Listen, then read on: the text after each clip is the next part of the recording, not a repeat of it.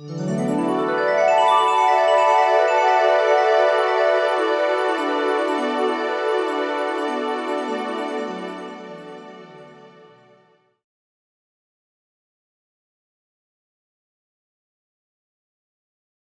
Zaniker is a graphic artist and broadcaster by training who expanded into fine art painting in 1999. His work blends a primitive and simplistic innocence with a confident eye for color and shape. Joe's work expresses a range of emotions from the special bonds of love and friendship to the importance of internal reflection. Please put your hands together and welcome to SAC Soul Talks, Joe Zaniker.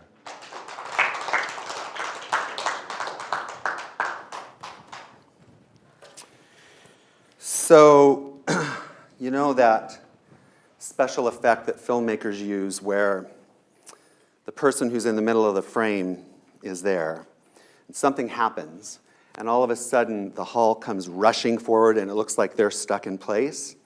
Well, I had that happen. And I was reminded of that when RJ had called, which, thank you for inviting me back, and had shared the theme, bursting forth. And for me, that was the last time. It was 15 months ago. And I was about 3 hours before I came into this room. I had just finished a 12-step meeting. And I had been going to that meeting for about 3 years. And I was doing what we call step work with my sponsor. And that organization, within a year, I had become the board president. I was, had 2 weeks before made the decision to be the chair of a 6-state regional convention. And the person who was my co-chair happened to be my sponsor. And I said offhandedly before we started in on our work, hey, what do you think about us switching roles? And you be the chair and I'll be the co-chair. And she just smiled and looked at me and said, no, I have no interest in doing that. And in fact, if you do that, I don't know that I even want to participate. And I was like, oh, okay, got it. So thank you. So we, thanks, perfect. So I began to do my step work and sharing my writing with her. And she said, I want you to read back what you've just written, but I want you to read it through the lens of being overly busy and overly scheduled. Okay, so I read it back to her, and I kind of looked at her, and she's like, you're not seeing it, are you? And I said, no, so why don't you just fucking fast track it for me? And she started to laugh, and she said, take out a piece of paper.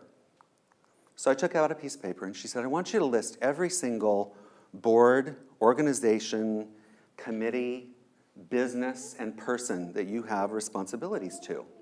I want you to make a list. So I spent 3-4 minutes, got them all written out. She said, great, now go back to your phone, look in your calendar, and make sure you haven't forgotten anything. So I did, and I had forgotten a couple things, and I listed it. And when I read it to her, I looked up, and she had big tears coming out of her eyes. And that's when that moment hit me. There was something about seeing her in tears at the length of my list, and she said, I don't know how you're functioning. And I started to cry, and I didn't stop for 2.5 hours. It was 2.5 hours of just grief pouring out of me, and when that moment of realization hit me, it was like at the end of the wall was a chalkboard that said, you've been hustling for love. You've been hustling for position and status and belonging. And it cannot continue. So Brené Brown talks about that idea of hustling for love. She's probably, for me, she's the teacher that has put that into words in a way that I can wrap my mind and heart around the most. So I'm there for about 2.5 hours, and in that little short period of time, I have this realization that I've been doing this since I was 12 years old. I grew up in Eastern Oregon, 10 miles out of a town of 400. I was not a hunter, I was not an athlete, and I was not mechanical. And those were the only things that boys in my community were valued for. The things about me, creative, gentle, and funny, were suspect at best. So I found student government, and that was my way in. And then student government gave way to service. And so I began dialing that up more and more as I aged. And like anything that we dial up, it becomes distorted at a certain point, and that's what had happened in my life. A couple hours later, I looked up and I said, "What time is it?" And she said, "It's 1:15. And I was like, "Oh, holy shit, I gotta get out of here.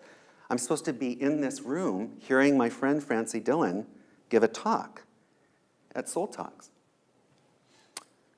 And I got up and I started putting my stuff in, and she said, "Stop, stop." And I had this wave hit me again, and I just started to cry again, because I knew that she was seeing something that I wasn't seeing. And she said, "What do you need right now?" And I looked at her, and I had no clue how to answer that question. And very sweetly and very kindly, she just looked at me and she said, "When did you eat last?" And I said, "About 7 o'clock. And she said, "Do you need food?" And I was like, "Yeah." She said, "You're going to go to Bernardo's and you're going to get lunch. And you're going to sit and you're going to eat it and you're going to savor it. You're going to take at least a half hour to eat. And then you're going to walk to your car, you're going to strap in, and you're going to drive the speed limit to this event in East Sac. And you're going to get there when you get there. Do you got it?" And I was like, "Got it." I got here, pulled in, there was a space open, which should not happen because there's not enough spaces for the amount of people who were here. And that day there were a lot, there were probably 40 of us here.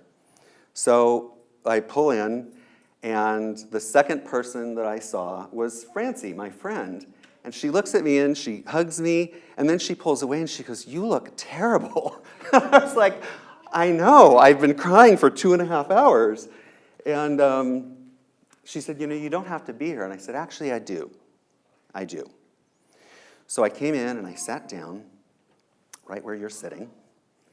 And she was the next person up. And she gave this share, which if you haven't seen the share by Francie Dillon, go back to YouTube and watch it, because it is really powerful. So she gives this share, and about 5 minutes into the next speaker, I have this wave of fatigue come over me. I didn't know you could actually hurt, like be so tired that you actually physically, it hurts to touch your skin. And I leaned forward, we were supposed to go to dinner afterwards, and I said, "I have to go." And she's like, "I know."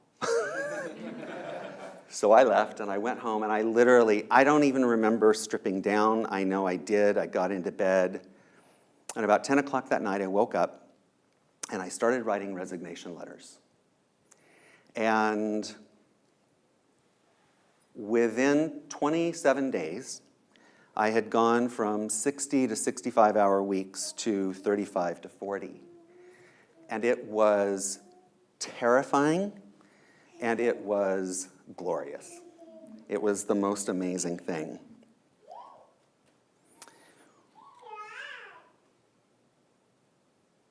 What I've been learning in the last 15 months is that there's nothing enlightened or wise or kind about being overly busy. There's no good that comes out of it. And what I'm learning how to do is to be a cooperative component. So this is a painting that I did a while ago. I call God Big Love. And Big Love is in the center. And I really believe we all come on the planet with a little bit of big love in us. And so this is actually the painting of how I see my marriage to my partner, Greg. And I think that in the last 15 months, what I've been, so much of learning isn't about what we learn and take in. It's about what we let go of. And more, that's what I'm finding, is that the the best forms of learning are me learning how to surrender and let go, not how to acquire new skills. Because the skills are already there. We come on the planet with them. So, if I were to sum up what I realized on April 15th, which was tax day, I kind of have to laugh at that. Like the taxes came due all in one fell swoop. That is what it felt like. Is that when I say yes, when I actually mean no, I set myself up for three things. And the first thing I set myself up for is that I miss out on what could have been golden. And I end up settling for something very tinny. And the thing that comes with that is resentment, but only every time. Right? Because I know, at my core, I know that I have gone against the flow and what is actually right for me. I know that. So that's the first thing that I do, is that I set myself up to be in resentment. And then in the process of being in resentment, I never really show up for those people in the way that I could have, had I been honest. And sometimes that means by modeling just simply what it looks like to be able to set a boundary and to be able to say, no, thank you.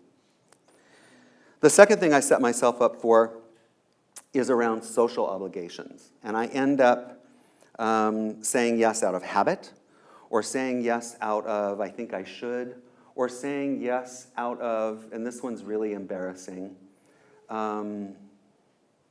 when I'm with this person or these people, I feel just a little bit superior. So there's an arrogance playing out, because somehow when I'm with them, I feel better about myself. And I think that's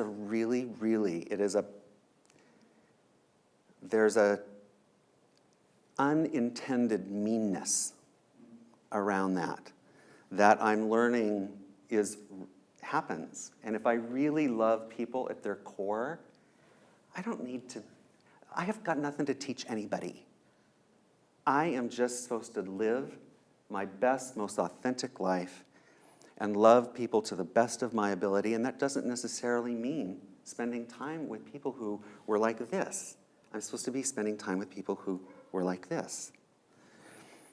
And that brings to the third thing, which is that the people who are in my life, the friends, the family, the people who I am connected to, if I'm spreading myself too thin, then I never really show up for them in the way that I could have.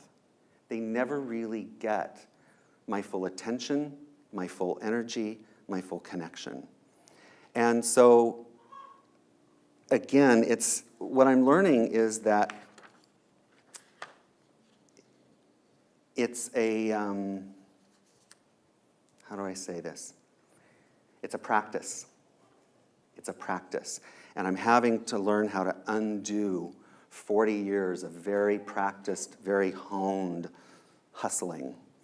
So if there's any of you who find yourself being a little over busy or overly scheduled, I would invite you to take out a piece of paper and your calendar and make a list and work with your higher power, whatever that is, and pray for the courage to be really honest and be willing to make new agreements and to change things and to say no. I think that's a form of love that I think we can give each other. And every time we do that, we give somebody else permission to do the same. Thanks.